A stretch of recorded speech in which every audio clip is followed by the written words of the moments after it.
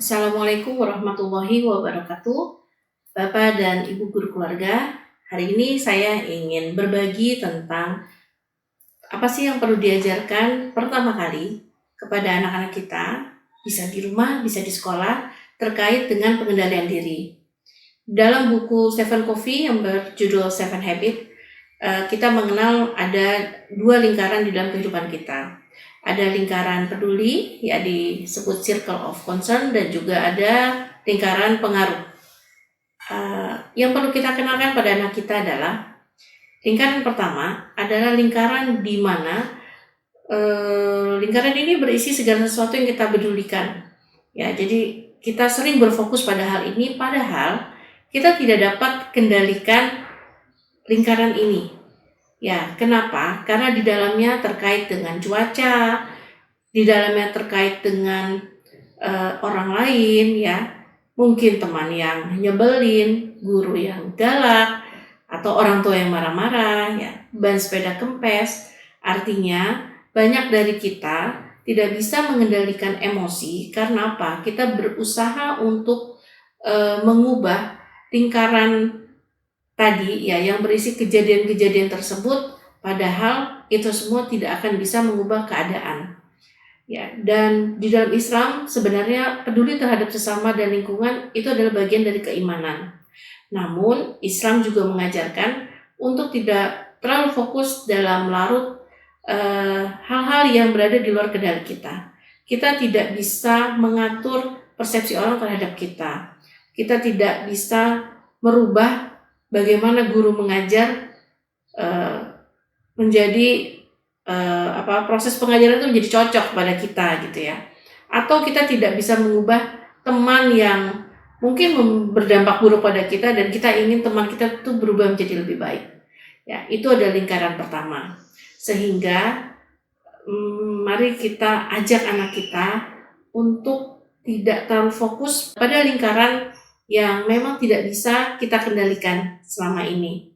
Dan di dalam Islam, kita juga diajarkan untuk menyerahkan urusan kepada Allah Subhanahu wa Ta'ala setelah melakukan usaha yang maksimal. Itu lingkaran yang pertama. Lingkaran yang kedua adalah lingkaran pengaruh. Artinya, ini adalah sebuah lingkaran yang dapat kita kendalikan dan dapat kita pengaruhi secara langsung, seperti bagaimana sikap kita, bagaimana respon kita, bagaimana tindakan kita. Artinya di sini kitalah yang bisa mengendalikan apa sih yang harus kita lakukan ketika misalkan ada yang meledek kita. Ya, apa yang bisa kita kendalikan ketika kita merasa guru kita menjelaskan itu gak jelas gitu ya, atau ngantuk mungkin. Ya, ketika kita fokus pada hal apa yang bisa kita ubah, pada apa respon kita, maka di dalam sudut pandang Islam memang kita bertanggung jawab dan kita bertanggung jawab atas tindakan dan pilihan kita. Oleh karena itu, mari kita ajak agar anak-anak kita fokus pada lingkaran yang memang bisa kita pengaruhi. Dan Islam mengajarkan pentingnya muhasabah atau introspeksi diri, ya. Untuk apa? Untuk memperbaiki diri kita, untuk selanjutnya kita mengambil tindakan-tindakan yang lebih tepat, ya.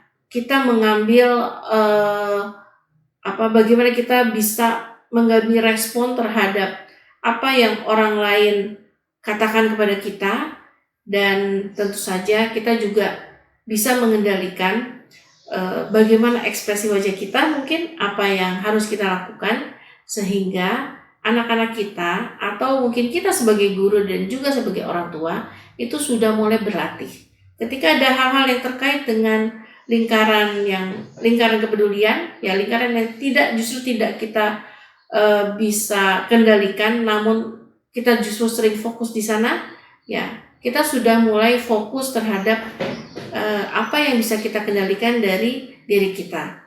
Apakah guru-guru bisa memberikan materi ini kepada anak-anak? Tentu saja bisa. Apakah penting materi ini diberikan? Tentu saja penting. Karena apa? Karena selayaknya sekolah itu juga memberikan pendidikan yang tidak hanya terkait dengan intelektual, namun juga pendidikan yang terkait bagaimana proses pengelolaan diri dan emosi, juga keterampilan lainnya seperti keterampilan sosial.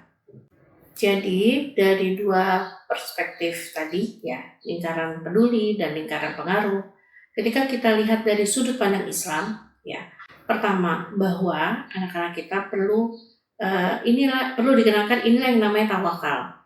Ya, dalam Islam tawakal adalah kunci untuk menyeimbangkan antara lingkaran peduli dan juga lingkaran pengaruh. Ya, setelah berusaha semaksimal mungkin dalam lingkaran yang bisa kita kendalikan, maka kita serahkan hasilnya kepada Allah Subhanahu wa taala. Lalu yang kedua terkait amar ma'ruf nahi munkar. Islam mendorong umatnya untuk berbuat baik dan juga mencegah keburukan. Artinya kita berkewajiban untuk memperbaiki diri kita, lalu setelah itu kita juga perlu peduli untuk memperbaiki lingkungan sekitar kita dengan cara apa? Dengan cara memberikan pengaruh yang positif dari diri kita. Jadi kita tidak hanya menuntut orang lain untuk berubah, tetapi kita juga memulai perubahan yang lebih baik itu dari diri sendiri. Selanjutnya ihsan. Di dalam Islam, ihsan itu berarti melakukan segala sesuatu dengan sebaik mungkin. Ini berlaku baik dalam lingkungan pengaruh maupun dalam interaksi kita dengan lingkaran kepedulian. Terakhir, menjaga hati tentunya.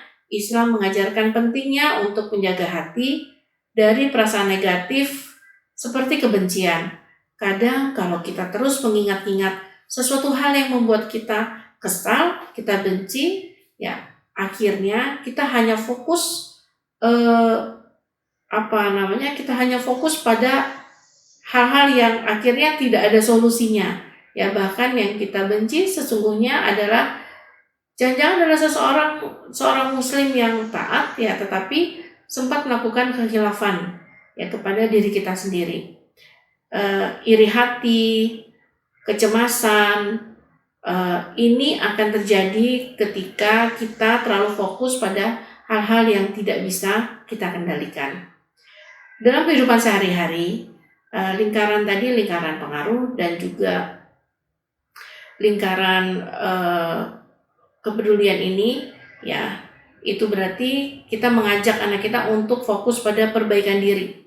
Ya, apa sih yang bisa kita kendalikan dari diri kita daripada mengeluh keadaan dunia, situasi politik, ya, kebijakan sekolah mungkin ya, atau aturan-aturan kelas seperti itu. Ya, lalu yang kedua, berusaha memberikan kontribusi positif kepada masyarakat sesuai dengan kemampuan kita. Ya, ini masih terkait dengan perilaku kita yang bisa kita kendalikan. Yang ketiga, mari kita bertawakal menyerahkan hasil usaha kepada Allah Subhanahu wa taala. Dan terakhir, melakukan introspeksi diri secara berkala. Demikian bagaimana kita bisa mengintegrasikan nilai-nilai prinsip-prinsip Islam ke dalam konsep lingkaran pengaruh dan juga lingkaran peduli yang itu bisa kita lakukan dalam menjalani kehidupan yang lebih bermakna dan juga produktif. Wassalamualaikum warahmatullahi wabarakatuh.